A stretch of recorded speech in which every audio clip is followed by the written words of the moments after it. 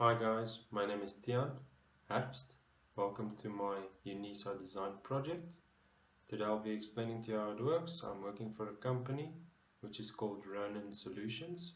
We build scanners and then use them in grain silos as well as mine stockpiles to measure the inventory. My idea behind my project is to make a mobile diagnostic tool which technicians will then use on site by just plugging in the RS-232 serial comms and then testing the hardware as well as communication. Let me explain to you how this works. The scanner consists of three devices, namely the laser and two motors, which is a pan and a tilt motor. Upon startup, all three LEDs will light, indicating that there is no communication to any of these three devices. The HM10 Bluetooth module connected, we can now use the cell phone Bluetooth serial communications application to communicate to the scanner via the cell phone. The Arduino sketch is written so that when @1 is pressed, all the communication will now be directed to the laser and the first LED will light up steady, as you can see.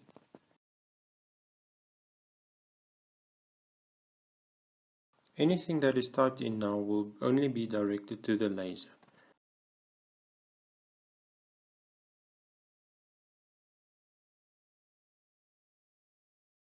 I am now sending a DM, which is distance measurement. The laser will give me the distance it is reading, which is 1.323 meters, as you can see. I will now turn the laser pointer on and it answers me saying that the laser is on. We will now change the communication to the tilt motor, which is at 2, as this is our second device. The middle LED will now light up, as you see, and all the communication typed through the phone would now be directed to the tilt motor only. Here I'm commanding the motor to move to position 1. This is a predefined position which are stored in the motor's memory.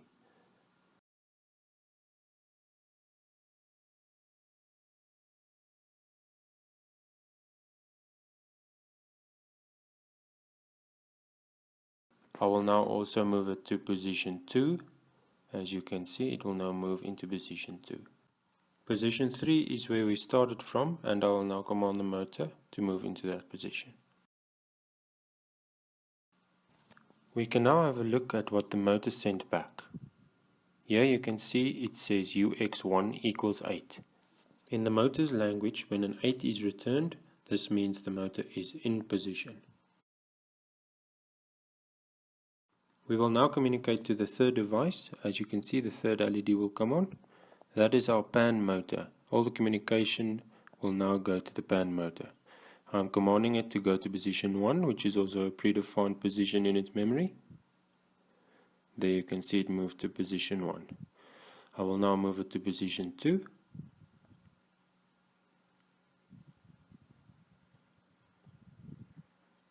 And now I will take it back to its original position. Let's now see if the pan motor did communicate back to us. Yes, indeed. It sent us also UX1 equals 8, which means it was in those three positions. This means that the communication from the cell phone to the scanner is working perfectly.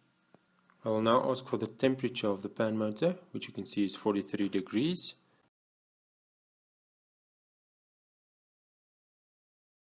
We will now go back to device 2, which is the tilt motor, and ask it for its temperature. Now as you can see, this is 42 degrees. These are two motors, which means they are very hot because of the current flow. The laser at device 1, when I'm sending at the temperature point, it is much less, as you can see.